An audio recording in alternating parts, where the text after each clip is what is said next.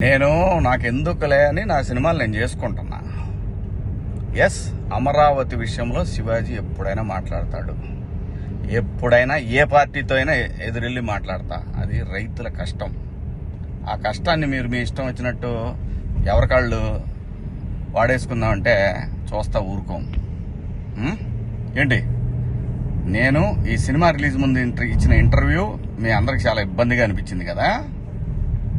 నేను ఎప్పుడైనా మాడతా గురు, ఎవడికి భయపడను. మీలాగా ఆడెవడో ఇచ్చే పేటీఎం డబ్బుల కోసం నా బతుకు నడిస్తే చాలులే అని అనుకుని పోయే రకాన్ని కాదు నేను. అలాగైతే మీ అందరూ తెలుసోలేదు, నేనే ఒక వ్యవస్థను ఏర్పాటు చేయగలిగినోడిని నేను కాదు. ఈ బతుకిచ్చింది మనకి జనం, అది నాకైనా రాజకీయ నాయకులకైనా.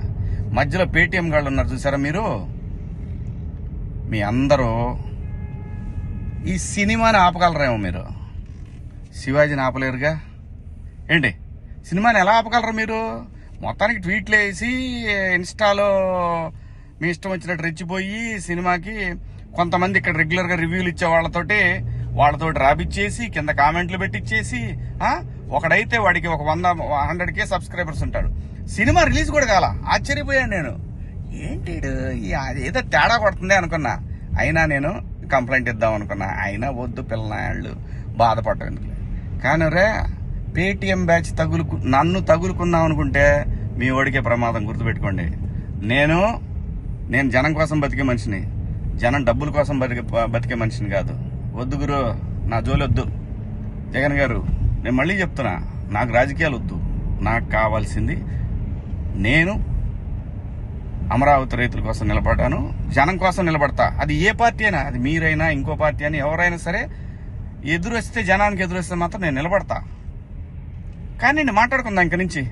నేను డైరెక్ట్గా అడుగుతా పిఎం గారినే, ఈ దేశంలో సిబిఐ మీద నమ్మకం ఉండాలంటే, సిబిఐ మీద నమ్మకం కుదరాలంటే ఫస్ట్ కేసులను రాజకీయ నాయకులందరినీ కూడా పక్కన పెట్టి, రాజకీయాల నుంచి పక్కన పెట్టి, వాళ్ళు మంచోళ్ళ చెడ్డోళ్ళ అని తేలిన తర్వాత వాళ్ళని పాలిటిక్స్ లో ఉండే విధంగా చేయగలిగితే బాగుంటుందని పిఎం గారిని కూడా అడుగుదాం అనుకున్నా. ఇక నుంచి మిమ్మల్ని రోజు అడుగుతా. ఇక నుంచి మీకు రోజు నా జోలు రావద్దు. నేను నా బతుకు నేను బతుకుతున్నా, నిజాయితీగా బతుకుతున్నా. ఏ రాజకీయ పార్టీ దగ్గర పోయి చేయి జాపలా. మీరంటే భయపడతామా? ఏం చేస్తారు అబ్బాయి? మీ గవర్నమెంట్ ఉన్నప్పుడే ఏం చేయలేకపోయారు. నన్ను ఎందుకు చేయలేకపోయారు తెలుసా? పైన నేచర్ ఒకటి ఉందిరా అబ్బాయి. రప్ప ఇవన్నీ బాగుంటాయి వీడియోల్లోనూ వాటిలో చూసుకోవటానికిను ఎగేసుకొని మనం భుజాన రేపేదో జరుగుద్దని ఊహించుకుంటే. మనందరికంటే ప్రకృతి గొప్పదిరా అబ్బాయి, గుర్తుపెట్టుకోండి. అయినా వ్యవస్థ గురించి ఆలోచించాలి కానీ, ఎవడో ఒకడు డబ్బు సంపాదించుకుందాం జనం మీద అని వాడి కోసం వాడిచ్చే 1000 రూపాయలు, 4000, 10,000, 20,000, 1,00,000, 2 లక్షల రూపాయల కోసం ఎంతమంది భావితరాల భవిష్యత్తు ఆడుకుంటారా మీరంతా? బుద్ధి ఉందంటారా మీకేమన్నా?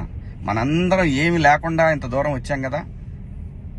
మాట్లాడుకుందారా బాయ్, రేపు నుంచి మాట్లాడదాం మీ నాయకుడి గురించి, మీ పేటీఎం బ్యాచ్ గురించి. ఇంకా ఉన్నారు తీస్తా. ఇప్పుడు దాకా సైలెంట్గా ఉన్నా నేను. మీరు నా బతుకు దాకా వచ్చారు చూసారా, ఒక్కొక్కటి చూద్దాం, మాట్లాడుకుందాం రా బాయ్.